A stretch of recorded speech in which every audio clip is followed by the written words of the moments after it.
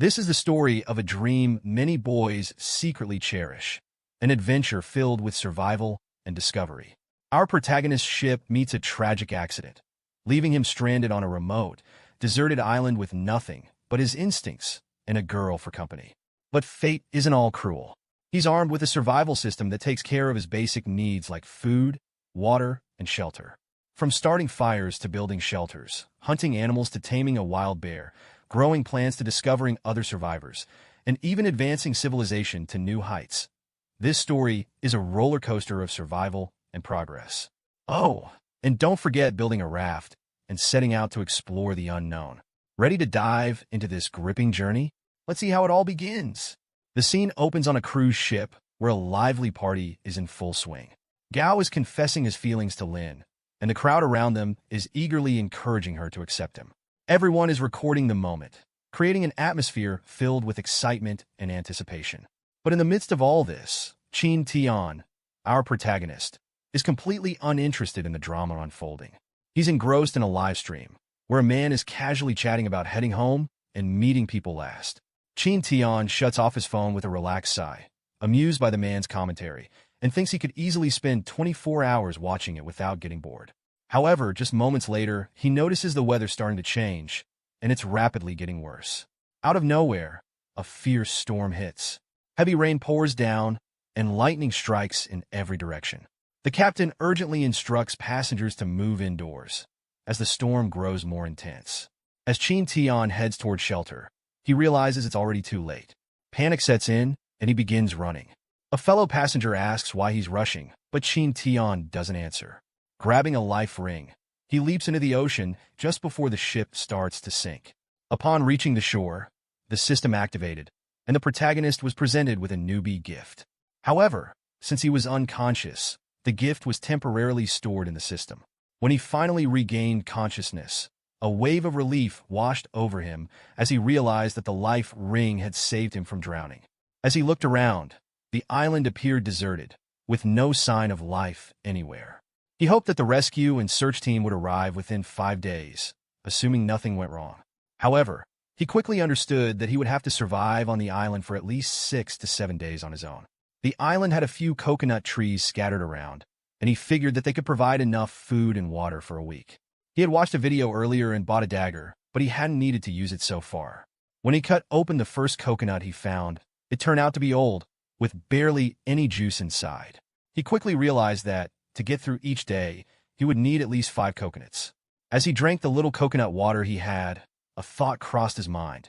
He remembered hearing something about the system while he was unconscious.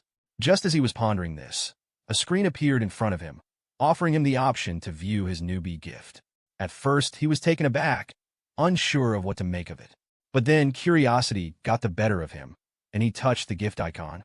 To his surprise, the gift contained 2 books, one on common plants and the other on common animals. He couldn't help but wonder what use these books would be to him on a deserted island. But then again, if this was all part of some strange game, maybe he would understand their value after spending more time here. As the system processed the gift, it began to integrate into him. He felt a strange sensation as some unfamiliar knowledge flowed into his mind. It was as if the books were implanted directly into his brain. The protagonist realized that the system's books were now part of him, giving him instant knowledge about the plants and animals around him. Suddenly, a piercing scream broke through the silence. Startled, the protagonist's mind raced. Was there someone else on the island? Without wasting a moment, he dashed toward the source of the sound. There, he saw a snake slithering dangerously close to Lin, a student from his school. She was desperately screaming for help, her voice trembling in fear. Without hesitation, the protagonist sprang into action. He grabbed the snake, swiftly smashed it onto a tree, and killed it with a quick, decisive motion. Afterward, he didn't even glance in her direction. Lin, still in shock, asked who he was, but the protagonist coolly replied, "Put on your clothes first." He had no intention of making the situation more uncomfortable than it already was. Realizing the awkwardness of the moment, Lin, feeling embarrassed, told him not to look. Once she had dressed, Lin couldn't help but reflect on the bizarre turn of events. She had been drying her clothes after her swim in the sea, never imagining she would encounter a snake. As she looked at the protagonist sitting calmly with a coconut in hand, she was struck by how self-reliant and composed he seemed. especially after rescuing her from such a terrifying situation. She began to wonder if maybe Qin Tian hadn't checked on her yet because she hadn't been in her best condition when he found her. Introducing herself as a university student, Lin was surprised and pleased to learn that Qin Tian attended the same university. Her joy was evident when she reached out and took his hand, feeling a warmth she couldn't quite explain. After taking a sip of coconut water, she commented that it was a little sour, but quickly added that her thirst was far stronger than the taste. Qin Tian, however, seemed taken aback. He hadn't expected Lin to drink more water than he had himself, and her sudden thirst left him a little surprised. Then, he asked if there was any way to contact someone else, like a mobile phone. Lin answered with a sad smile, explaining that all her belongings had been swept away into the sea when she fell off the cruise. Despite the harsh situation, she tried to comfort Qin Tian, saying that thousands of people had died in cruise accidents before, and yet, the rescue and search teams always arrived eventually. So, they could hold on to that hope. The protagonist couldn't help but marvel at how someone could remain so confident and calm in such a dire situation. He suggested that while they waited for the rescue team, it might be a good idea to set up a campfire for the night. Not only would it help keep them warm, but it would also keep away insects and snakes that might be lurking in the dark. Lin agreed with the plan, but immediately asked how they would even start the fire. Qin Tian smiled and explained that starting a fire was actually a skill, one that he had learned over time. He patiently explained how to use wood and sticks to create a spark, and also mentioned that since they were near the shore, they might be able to find something washed up from the cruise, like a lighter or some other useful items. They spent the next hour searching the beach, but sadly, they didn't find anything. Qin Tian couldn't help but think that Lin was probably right. Since their route wasn't far, and the island was uninhabited, there had to be something they could use. But as far as the protagonist could see, the area looked completely clean, almost untouched by anything. Just when hope started to fade, Lin's sharp eyes caught a glint from a shiny object. It was a plastic bottle, lying on the sand. As she got ready to throw it aside, Qin Tian suddenly stopped her. With a thoughtful look, he explained the significance of the bottle. He told her that they could use it to start a fire, as it had the potential to amplify the sun's rays and create a spark. The protagonist carefully gathered some sticks and leaves, then used a bottle to concentrate sunlight on a single spot. It took patience and effort, but eventually, he managed to ignite a small flame. As the fire crackled to life, Lin's face lit up with relief and excitement. It was a victory in the face of their growing challenges. That evening, the two sat beside the bonfire, its warm glow pushing away the shadows of the night. Lin stared into the flames, her mind occupied with thoughts of rescue. The protagonist noticed that Lin seemed quieter than usual, her earlier optimism now replaced by a shadow of doubt. He could sense her frustration and weariness, especially after their efforts to find supplies had been fruitless. Recognizing how crucial it was to stay hopeful in their situation, he decided to lift her spirits. He gently reminded Lin of her earlier words, that the rescue team would likely arrive within 3 days. With confidence, he assured her that they would be home within a week. He pointed out the abundance of coconut trees on the island, explaining that they wouldn't have to worry about food. Even if we only drink coconut water, he said, we can survive for at least a week. The reassurance seemed to lighten her mood, but their survival efforts continued. The protagonist then picked up the snake they had earlier encountered, along with his knife. Lin, curious but apprehensive, asked what he was planning to do. Without hesitation, Qin Tian began cutting the snake. Alarmed, Lin asked anxiously, "Are you planning to roast and eat it?" He nodded calmly, explaining that they now had a source of meat to sustain them. But Lin's reaction was immediate. She shook her head firmly and said, "I can't eat snake meat, no matter what. Even if I go hungry, I won't eat it." Her expression made it clear that her resolve wasn't going to change. The protagonist paused, clearly perplexed by her refusal. He wanted to argue, to convince her that this was a practical solution, but he chose to let it go for the moment. Instead, he quietly focused on preparing the snake meat, determined to make use of every resource they had. When Qin Tian cooked the meat and took his first bite, his eyes lit up with surprise. "This is really tasty," he exclaimed, savoring the flavor. Lin, who had been hesitant to try it, watched him closely.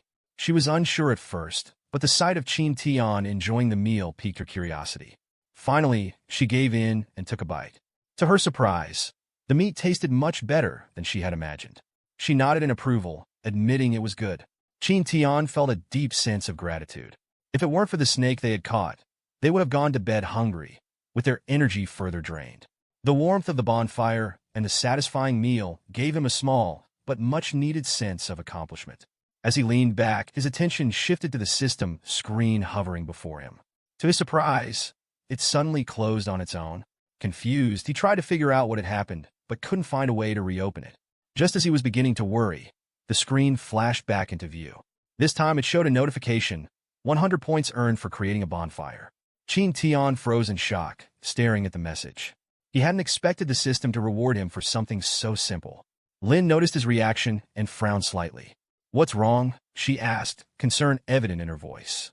Qin Tian quickly composed himself, brushing it off with a casual smile. "It's nothing, just thinking about something," he said, avoiding her gaze. Internally, he couldn't shake the thought. Was the system only visible to him? Why was it acting so mysteriously? Lin sighed in relief. "You scared me for a moment. I thought something dangerous was about to happen," she admitted. Qin Tian reassured her with a calm tone. "Don't worry, there's no danger. I'm sure someone will come to rescue us soon." Despite his confident words, his mind was racing. The system was clearly a powerful tool, but he realized it also came with risks. He glanced at Lin, who was now poking at the fire absent-mindedly. A thought crossed his mind. What if she discovered the system? Could he trust her to keep it a secret? Qin Tian knew the information was dangerous.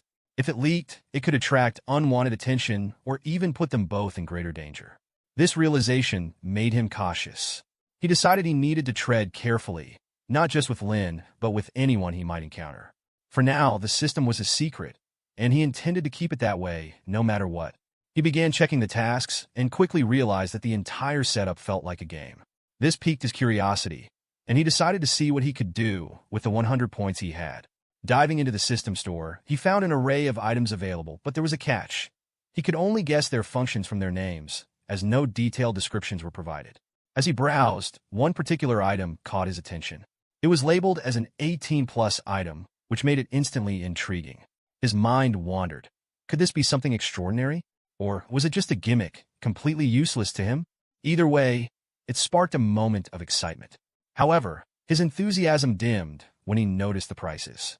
Even the cheapest items required a minimum of 2,000 points, far beyond what he currently had. Feeling a little disappointed, he decided to explore further, hoping to find another way to earn points or unlock something interesting. But after rummaging through the system module, he realized there wasn't even an option to accept new tasks at the moment. After some time, both decided to lie down and rest. As they settled in, Qin Tian shared his struggle with surviving on coconuts alone. He explained that while coconuts provided carbohydrates, they lacked the protein his body desperately needed. He also suggested they should explore the land the tomorrow day. He proposed searching along the coastline for shrimp, especially during low tide when it would be easier to find them. As the protagonist glanced over at Lin, he noticed she was already fast asleep. Her peaceful expression made it seem as though she wasn't overly concerned about their current predicament. The protagonist decided not to disturb her and resolved to discuss his plans with her the next day. In the middle of the night, the cold breeze stirred the protagonist from his sleep. He shivered, realizing how chilly it had become. As he looked around, his eyes fell on Lin, who was curled up nearby, visibly trembling from the cold. Concerned, he moved closer and gently tried to wake her up. However, as soon as Lin opened her eyes, she panicked.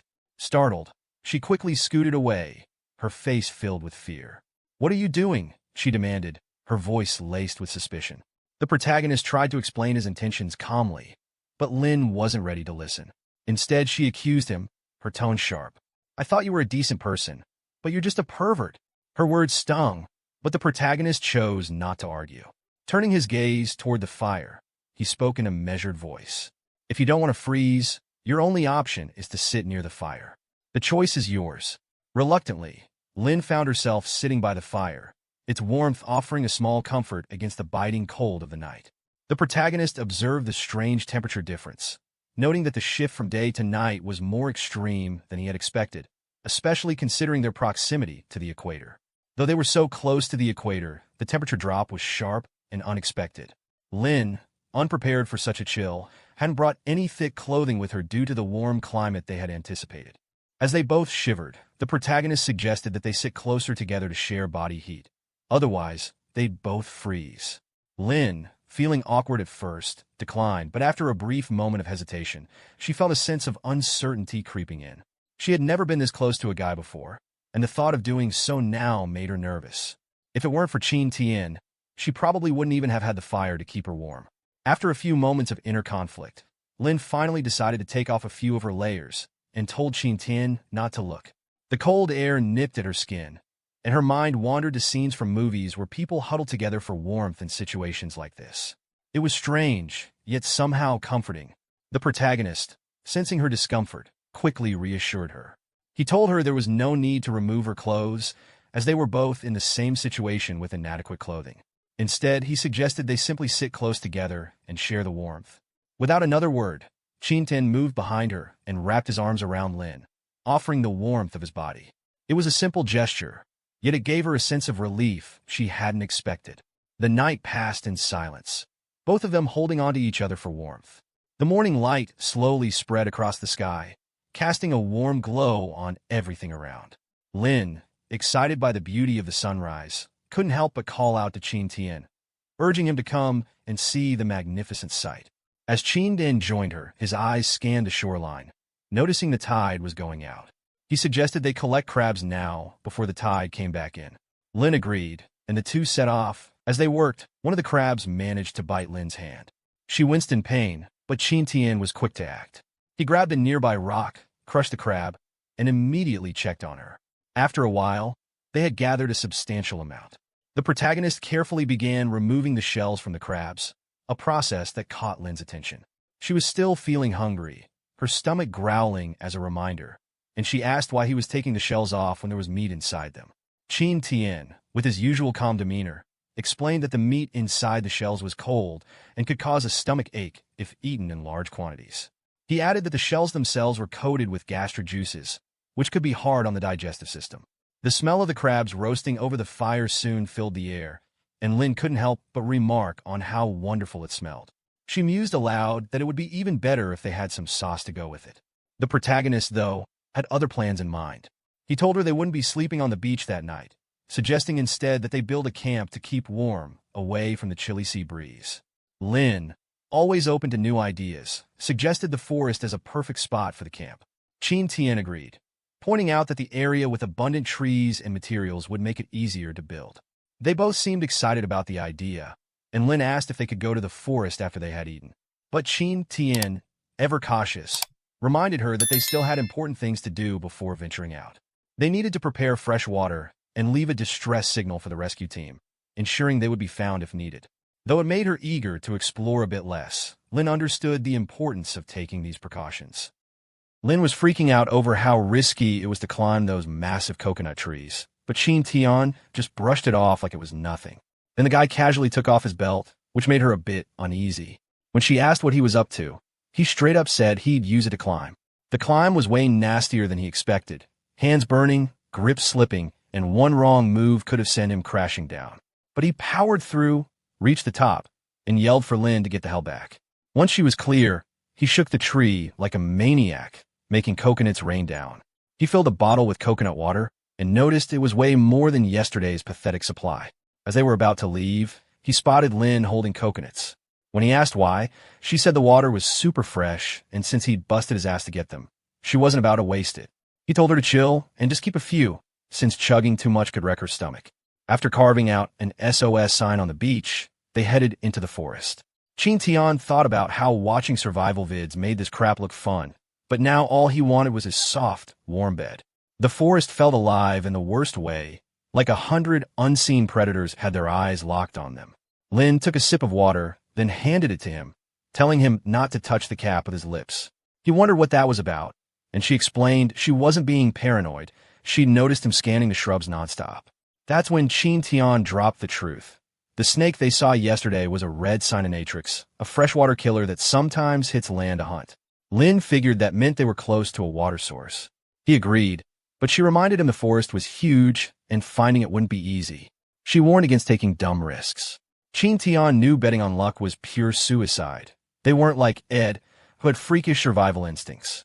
He asked if she noticed anything, and they both spotted broken leaves and snapped branches, pointing to what looked like an animal trail. Lin agreed animals also needed water, so it was probably leading them straight to it. Qin Tian tossed her a teasing compliment, but she said it never felt genuine. He told her it was. As they trekked on, she asked why he knew so much about the wild. He said he was a fan of the outdoors but had zero real-world experience. If they didn't find water soon, he planned to start a fire by noon. Following a sound through the trees, they finally hit a small river. Lin's face lit up, and Chin Tian splashed water on his face. Relieved as hell, they wouldn't miss the best time to light a fire. He noticed Lin collecting water, but not drinking it, knowing it could be full of bacteria. He was impressed she thought that far ahead in this mess. Moving along, she suggested setting camp near the river instead of heading deeper into the wild. Chin Tian shut that down, saying wild animals could roll up and heavy rain could flood the place. Eventually, they found a wide-open space. Not perfect, but good enough. Chin Tian told Lin to collect wood while he got to work on the fire. She went looking for wild leaves and would grab shrub branches if she couldn't find any. Once she was gone, Chin Tian saw most of the wood was soaked and useless. He dried some and stashed it for later. After sparking the fire to life, he remembered Ed's trick of sharpening stones by smashing them with a shoe. He did the same, strapping a sharp stone to a stick to make a rough-and-ready stone axe. It was crude, but it worked. Chopping wood was a pain in the ass, chewing up 30 minutes for each tree. Thankfully, he only needed one more that size before moving to smaller ones. By the time the sky started dimming, he'd only taken down 9 trees. He hauled the logs back toward camp, muscles screaming, and his mind drifted to the old summer vacations working his family's sugarcane farm. Back then, he'd carry cane all afternoon, never thinking that grind would actually be worth a damn out here. When Chin Tian rolled back into camp, Lin was chilling by the bonfire, holding up some plantain leaves like they were trophies. She explained where she'd snagged them. Though the plants were so damn tall, she could only grab the leaves near the ground. They got to work setting up camp, tying each joint between the logs with knots tight enough to choke a tree. Lin pointed out that the bark would actually toughen the ropes as they used them. Chin Tian was zoning in, replaying every survival tip in his head to make sure their camp didn't end up looking like some sad pile of sticks. Lin asked if they'd use the bark to strap the leaves to the wood too. Chin Tian shook his head, saying they had to cut a hole at the base of each leaf with the dagger so it could slot right into the frame. He sliced the thickest stake in half, sharpened it like a pro, and drove it into the dirt. Then he slapped the windbreak wall against it, forming an inclined plane. Lin looked a little bummed, like she was expecting some luxury tent, and asked if this was really their camp. Chin Tian told her not to underestimate the setup. One wall was enough to bounce the bonfire's heat straight at them. The system even tossed him 1,000 points for the effort, which made him check the screen. Lin asked what was next, and Chin Tian said they'd soon feel that sweet heat all over. He still couldn't believe he was getting roasted by a damn system. They boiled some water after that. Chin Tian warned her that heating plastic bottles could release toxic crap, but with no better option and no fear of dehydration, Lin drank anyway before passing it to him. After taking a share, Chin Tian figured they didn't have to worry about freezing anymore. Next mission was food. Right now, their only food sources were coconuts and seafood, both sitting half an hour away on the beach. No way they'd catch the ebb tide in the morning, and coconuts alone weren't going to cut it. Just carbs, barely any meat inside. So he decided to check the plantain field, hoping to score something decent. That's when a mosquito landed on his hand, and Lin smacked it without hesitation. When he asked, she said it was the bug. Chin Tian realized they were dealing with wolf mosquitoes, aggressive little bloodsuckers whose bites leave your skin red and swollen for days. Get swarmed, and you're looking at allergic reactions or even a fever. Not about to let that happen, he acted fast. With a sharp whistle, he lured the swarm toward himself, then used smoke to blast them out of camp. Lin asked why they went straight for him after the sound, and Chin Tian said some old guy once told him about it, though he never really got why it worked. Even with the fire, the cold still crept in. Chin Tian noted the trees around them were blocking most of the wind, which made camping in the forest the right call. Still, the place was crawling with beasts, so he told Lin they should take turns keeping watch through the night. Later, he found her asleep sitting up, completely wiped out from the day's grind. Knowing she needed the rest, he gently laid her down and decided to handle the night watch himself. While sitting there, he started thinking about making some ropes for later, beginning by peeling and separating the bark. Next morning, Lin woke up and spotted Chin Tian just chilling nearby, looking way too awake for this hour. She called him out for being up early and clocked the rope he'd made. Curiosity got the better of her, so she asked where he'd scored it. Chin Tian didn't give a straight answer, just dropped a casual warning that if she hadn't kept watch last night, he'd have been in a real bad spot. Lin muttered an apology for dozing off and promised she'd take the watch that night. No excuses. Qin Tian figured they'd better take turns since there's no way she'd last all night without passing out again. They headed to the river, and Qin Tian asked where she'd found that planting field.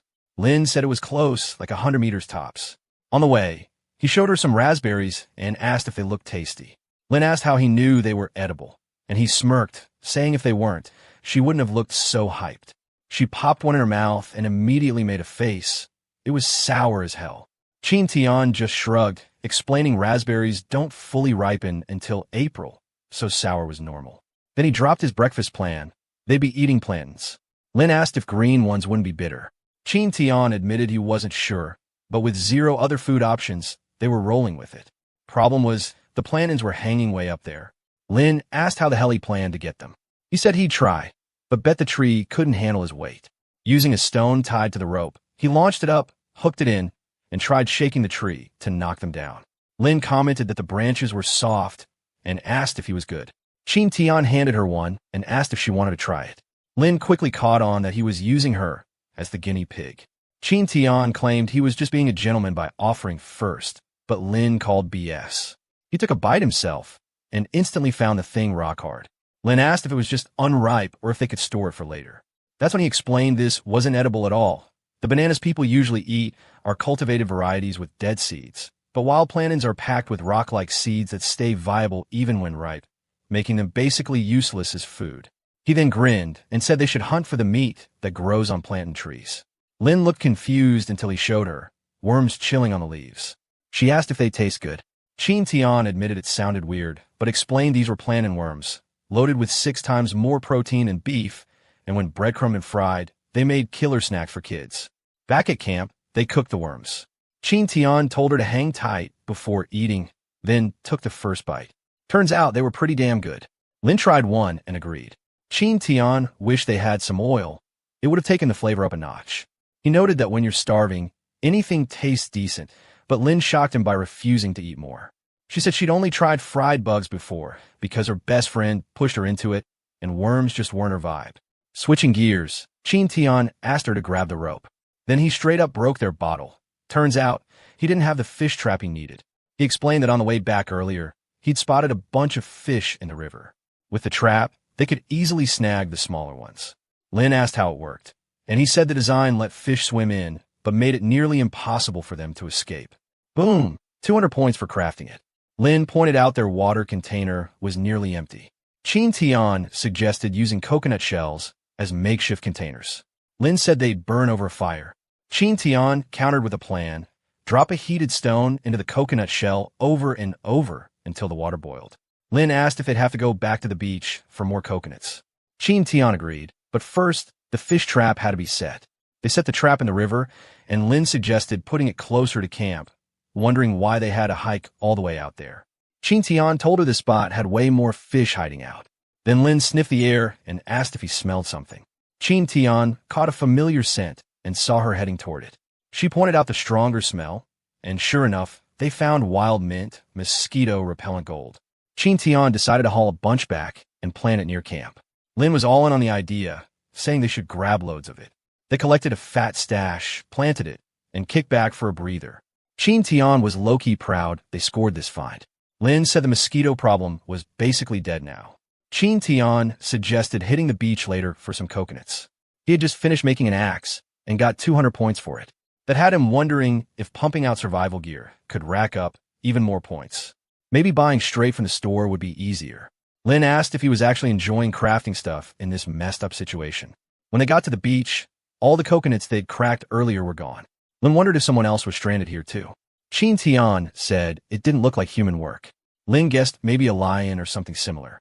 Qin Tian pointed out that he'd never heard of a beast smashing coconuts for fun. Then he spotted tracks in the sand, crab tracks. Big ones. He told her these were from crabs. They followed the trail to another tree where the tracks ended. No coconuts in sight, but one massive crab was hanging around. Qin Tian told her to check out the size. It had to be close to 4 kilos. He picked up a coconut and suggested they dip. Lin asked if they could snag the crab too. Qin Tian said it wouldn't come down easy, so catching it now would be a pain. They hung back for a while, and eventually the coconut crab crawled down. Lin told him to hurry, but Qin Tian stayed calm. The damn thing had eaten his coconut, so there was no way he was letting it stroll off. Lin said he looked like a cartoon villain right now. She also admitted she didn't think crabs could crack coconuts so easily. It was like watching someone peel a banana. Qin Tian stepped in front of it, snatched the coconut back, and scolded the crab for giving him that defensive glare. He noticed it hated bright light, which is probably why it only came out at night. This whole island was starting to feel weird as hell. The crab cracked another coconut like it was nothing, so Qin Tian took that one too and taunted it until it chased him. Eventually, he managed to trap it. Lin begged him to slow down since she was lagging behind. Qin Tian told her to hang in there. It was getting dark fast. Lin finally dropped to her knees, wiped out from carrying all the coconuts. Qin Tian agreed to a short break. Staring out at the ocean, he figured the tide would start ebbing soon. He hated how quick the light was fading, but there was still a bit of time left to hunt for seafood. It was day 3 on this damn island, and still no rescue. No choppers, no boats, nothing. Lin couldn't help but wonder if the search had been called off, but she kept hyping herself up, telling herself rescue would come and the team would find both of them after the wreck. She then suggested they head back. Qin Tian shared the same low-key dread, but kept his poker face. When they reached the river, Lin spotted 3 fat fish flopping in the trap. Qin Tian was pleasantly surprised. It was more than he expected. Lin joked that if the bottle trap was bigger, they could have caught a whole buffet. Qin Tian told her to head back to camp and chill while he stayed to gut the fish. He figured using the fish guts as bait would keep the trap pulling in dinner for a long while without him babysitting it. The system rewarded him with another 500 coins, bumping his stash to 2,000. He was already thinking about what gear he could grab from the store. When he got back to camp, Lin was stacking rocks into a makeshift stove to cook a massive coconut crab that looked like it could arm wrestle a grown man. She thanked him for catching it, pointing out that 3 fish wouldn't be enough to keep them full. Qin Tian explained the trap alone couldn't keep up with their daily needs. They needed more food sources fast. They cooked the crab, and Lin practically melted over how good it was, sweet with a hint of coconut. Qin Tian was blown away by how much meat was packed into the legs, way more than he thought. After stuffing themselves, they prepped for the night. Qin Tian reminded Lin to stay sharp while guarding camp. She agreed, gripping a small axe, and hoped no wild beast would crash the party.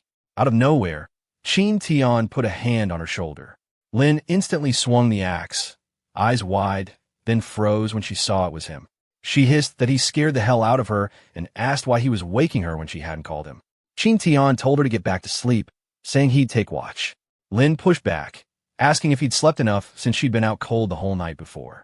He agreed she had a point, but told her to be careful not to brain him with the axe if she nodded off.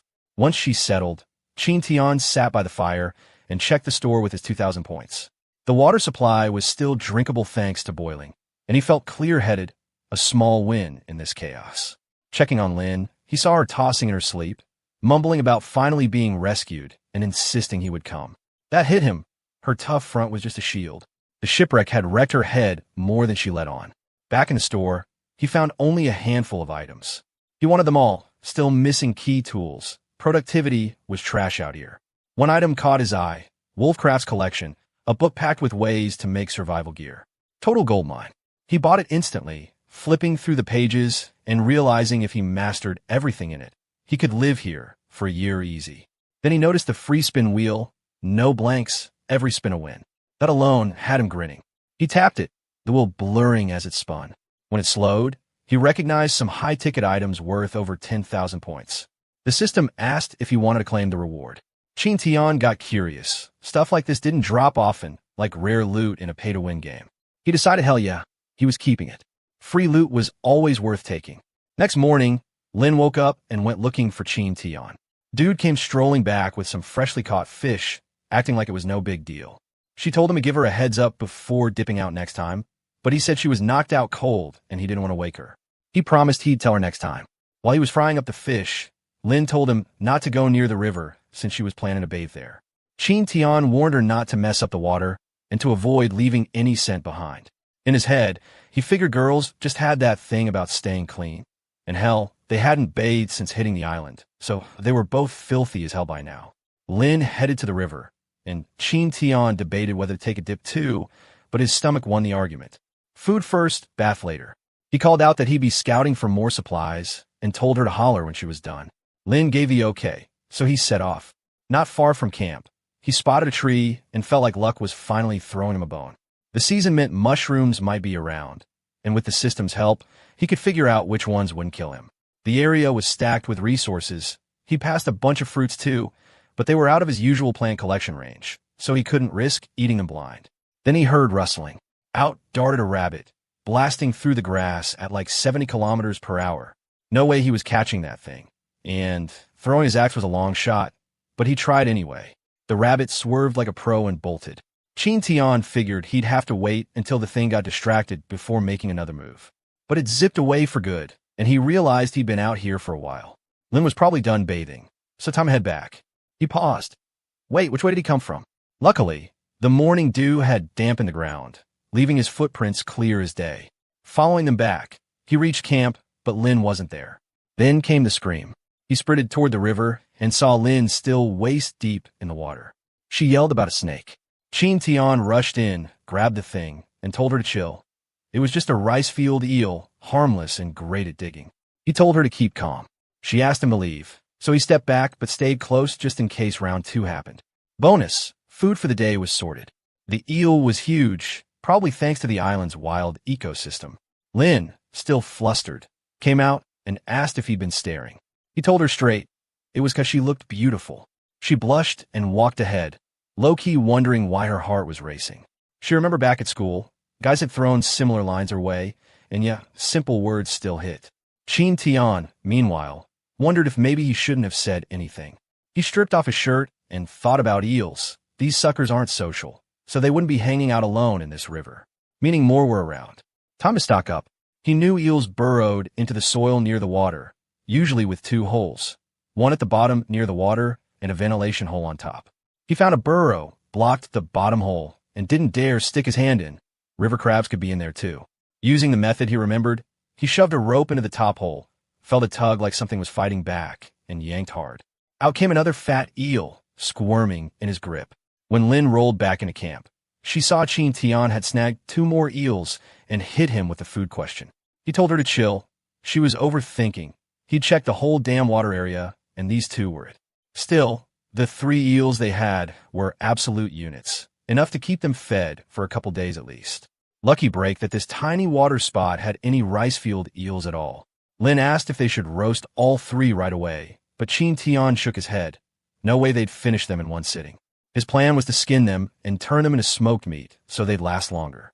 Normally smoking meat took a month, pickling, airing, and smoking, but they only needed these bad boys to last 3 days, so 3 or 4 hours of smoking would do the trick. Feeling bad for just chilling while he was busting his ass, Lin offered to help. Qin Tian told her he'd teach her to weave hemp ropes instead.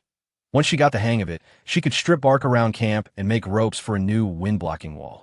She agreed, and he told her to warm up the stone stove while he hit the river. At the river, Qin Tian scored a few more fish. Usually he pulled in 2 or 3 each run, so 5 or 6 a day was possible. Still, that wasn't enough for long-term eating.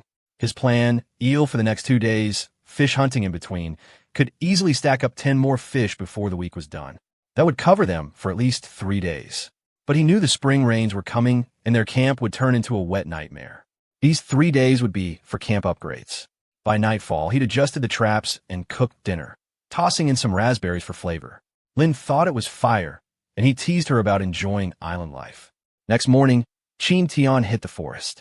Dew was everywhere. 30 minutes in, and he was soaked.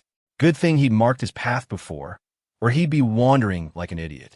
The last couple of days had been nothing but camp improvements, so the eel stash was gone and fish was running low. He had his eyes set on catching a rabbit. Flashback to 2 days earlier. Qin Tian had ripped down part of their camp windshield. Lib been like, why tear it down? But he explained it was too damn small. He built a bigger one, added a new gate, and had her take over. The new setup meant warmer nights, which she appreciated. Back to the present. Qin Tian remembered the direction a rabbit had bolted before and went searching. His firewood could last another 2 hours, so he had to move quick.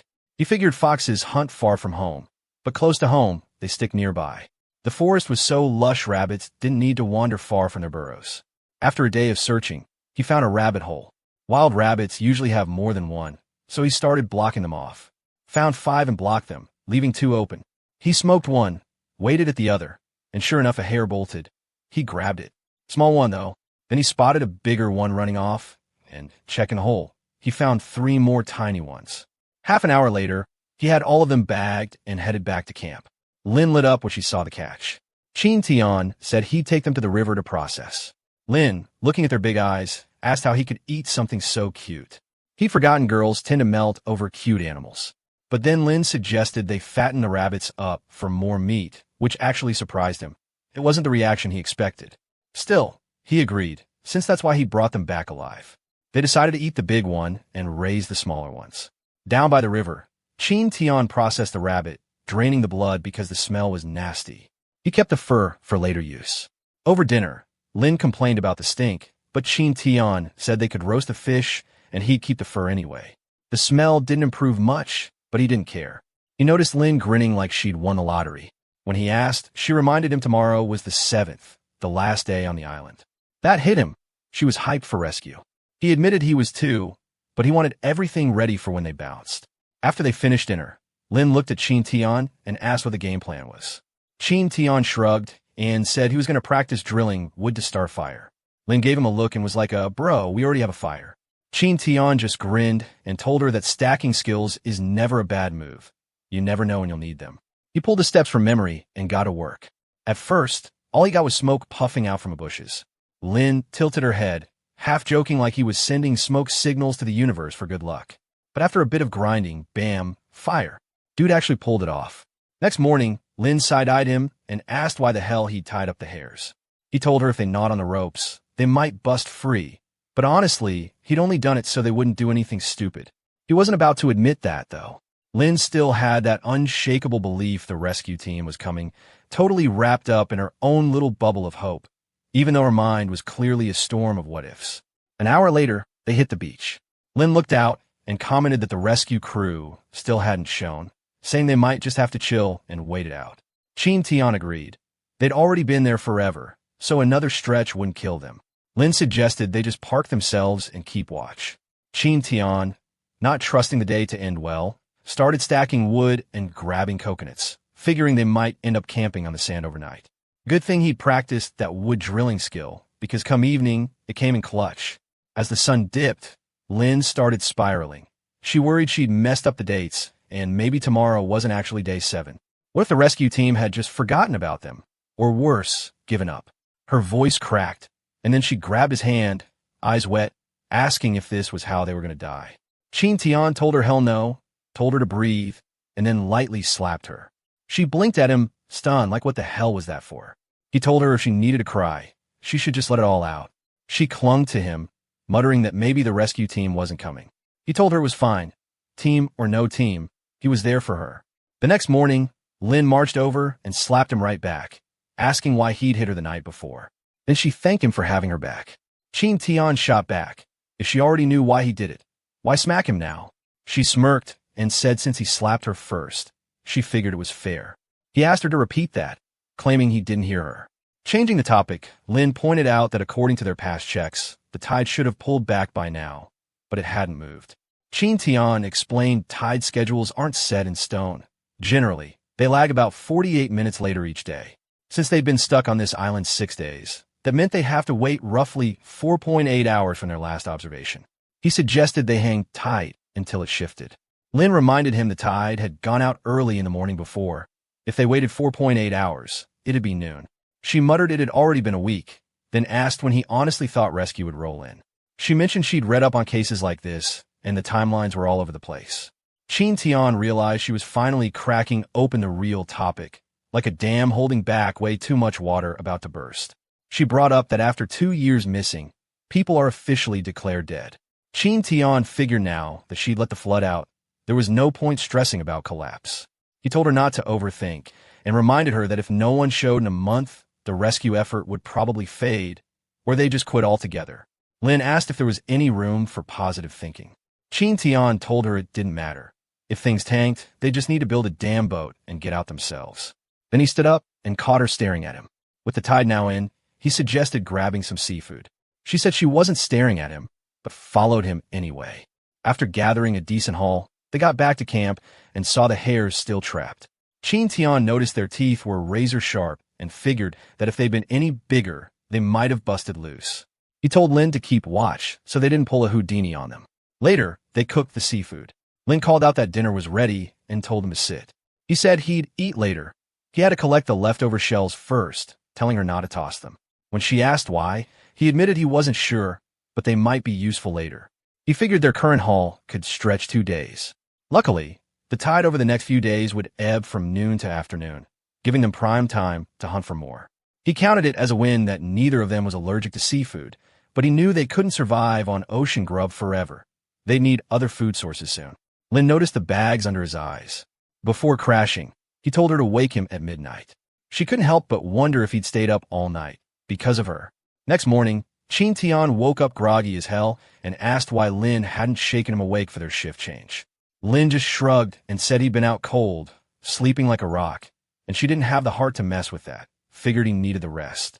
He told her she should crash for a bit too and not stress over anything else right now. Then he stepped out of camp, figuring the tide would dip around 1 p.m., so he might as well hunt down more supplies before then. The forest was quiet but heavy. After walking for a while, he sat down to breathe and think about how damn hard it had been to scavenge lately. 2 hours of trekking, and all he had to show for it was a handful of sketchy-looking wild fruits he didn't even recognize. Judging by the sun, it was around 9 a.m., and he started stressing that he might not make it back before the tide shifted. That's when he heard this familiar whoosh sound and followed it. Boom! Massive bamboo forest right there. Dude was low-key hyped. With bamboo, a bunch of his wildcraft ideas could finally be put to use. But cutting it down? Absolute nightmare.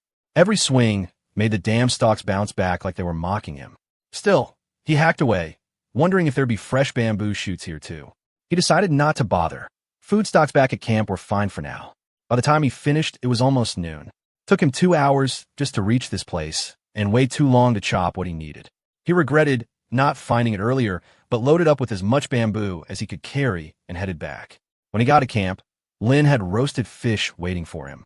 She said she made it in case he came back late and told him to eat before it went cold. He set down the bamboo, glanced at the fish, and, yeah, it looked a little overdone. When she asked if something was off, he told her it was just a bit too hot and he'd eat it later, not wanting to make her feel bad. He forced a smile and took a bite anyway. It wasn't great, bitter from being burnt, but he told her it was fine. Lin tasted it herself, made a face, and apologized. He waved it off, saying it was only slightly burnt, and offered her scallops instead. She said no, so he told her to just forget it and not push herself. Later that night, Qin Tian was working with the bamboo when Lin came over, asking what he was up to. He told her he was making a fish cage since the plastic bottle trap wasn't catching enough. She asked if she could pitch in, and he explained how he had to cut the bamboo into segments, split one end, and tie rope so it could be used as a water bottle too. Lin insisted on doing it herself, said they needed to grind together if they wanted to survive. He told her to be careful and not slice her hand open. He noticed she'd changed. Before, she was just going along with things, but now she was actually stepping up. That gave him hope. Following a mental blueprint from a book, he finished the fish cage and, bam, got 500 points from the system. Sitting by the fire, Lin showed him the piece she'd made. He pointed out the bamboo's ears for threading and told her he was impressed. She reminded him they'd need holes, and he said he'd take care of that. When she asked about tomorrow's plan, he said he was heading back to the bamboo forest. She asked to tag along, saying she wasn't sure what she could even do alone. He admitted he hadn't given her many jobs before cause her headspace had been rocky, but now he could trust her with more. She teased him about giving her a stern look, then instantly regretted saying anything. Once they got back to the bamboo grove, Lin stood there like, damn, it was huge, couldn't even see the end. Qin Tian said he'd been floored by its size too. They chatted for a couple of hours before he suggested a break. She pointed out it was getting dark and thought maybe they should set up camp there to avoid running into wild animals. He told her nah. Food was still an issue, and it wasn't time to move camp. He handed her a dagger and told her to go look for bamboo shoots, warning that either way, she'd need to be back before afternoon cause of how far they were from base. She said she knew and wouldn't wander too far. Plus, with a forest this big, there had to be plenty. Sure enough, she found a bunch, picking the smaller ones so they weren't a pain to carry. But then, snap, rustling. She turned around and froze. Wild boars. Her heart jumped, but she kept calm and decided to go straight to Qin Tian. She hustled back, and he was surprised to see her so soon. When she told him about the boars, he asked if she was sure. She nodded and said there were 8 of them headed their way. Without thinking, he grabbed her hand and told her they needed to move. They ran hard. He knew boars weren't meat eaters, but they were aggressive as hell, and getting caught would be bad news. Just when they thought they were in the clear, more boars showed up in front of them, completely blocking the way back to camp. That morning, there hadn't been a single one, but now they were everywhere. Chin Tian's guts sank. He figured they must have all crawled out from some hidden cave nearby. Chin Tian told Lin to shut it and move slow. They had to ghost out of there without making a peep. But just as they were sneaking off, a wild boar locked eyes on them and went full psycho mode, charging straight at them. Chin Tian yanked her hand and barked at her to run. Then the rest of the boars joined in, thundering after them like a stampede from hell. He quickly realized they were too damn fast. At this rate, those beasts would catch them in under 2 minutes. Lin was already running on fumes, legs giving out, and she blurted that she couldn't go on. She legit thought she might die right there. Letting go of his hand, she told him she was dead weight and to just leave her behind. Chin Tian was shook. Was she treating this like some tragic movie scene? He wondered if she actually thought he'd survive alone, or if she figured only one of them could make it. Lin pushed him again to go without her, but Chin Tian wasn't about to let that happen. Instead of running, he turned to face the boars head-on. Pulling out his axe, he let out a feral howl, trying to spook them. He knew wild boars in groups were skittish. Nobody wanted to be the first to get wrecked. If he acted crazy enough, maybe they'd back off. He roared again, looking ready to throw hands, then hurled his axe right at them. The move worked. The boars hesitated, then backed away. Lin, seeing them retreat, ran up and asked if he was okay. He said yeah, but warned they might come back. This wasn't the time to chat. He scooped up a stone axe and told her they needed to get back to camp now. The axe was still in one piece, but then he spotted a lone boar with a nasty leg wound, blood pouring out. He knew lone boars could be straight-up killers when cornered, fighting to the bitter end. Sure enough, the injured one charged. Chin Tian blocked with his axe, thinking fast about how to lure it away, so Lin could get out safe. He told her to book it back to camp, and focused on pulling the boar toward himself. With his cheetah-like speed, he bolted, not expecting it to drain him so fast.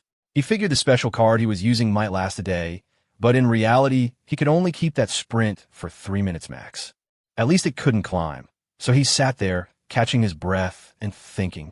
The boar rammed the tree over and over, and he calculated it would knock it down in about half an hour if it kept at it.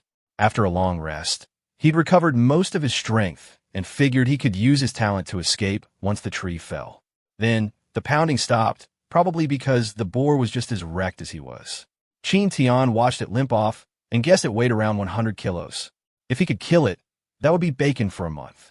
Seeing it weakened, he decided now was a shot. He climbed down and moved in for the kill, fully aware injured animals are mean as hell. As it charged, he sidestepped, making it slam into a tree, so hard it almost offed itself. It was still twitching, so he wasn't sure if it was done. Without hesitation, he drove his dagger into its head. The boar screamed and shoved him back, its hide thick as armor. The blade barely went through, but Chin Tian kept stabbing, again and again, until it finally dropped. The kill netted him 2,000 points, but now he just wanted Lin safe at camp. He had to move quick. Blood smell is basically a dinner bell for predators. The boar was too damn heavy to carry whole, so he hacked into pieces. It was already getting late, so he hid the carcass under a pile of leaves, hoping it'd stay hidden long enough. But he knew the wild. Nothing stays secret from a hungry predator. The scene cuts to Lin, hustling hard on another axe, hands moving fast like she's racing the clock. She rips some cloth, rubs ashes into it, and starts rigging up a makeshift cover. Chin Tian strolls in and asks what the hell she's doing. Lin explains she's prepping for a wild boar run-in again. Plan simple, chuck the ash bag right in its face, blind it, and bolt. Chin Tian raises a brow and asks if she's planning a trip back into the bamboo forest. Lin damn near jumps at his sudden voice, blurts that she was actually looking for him.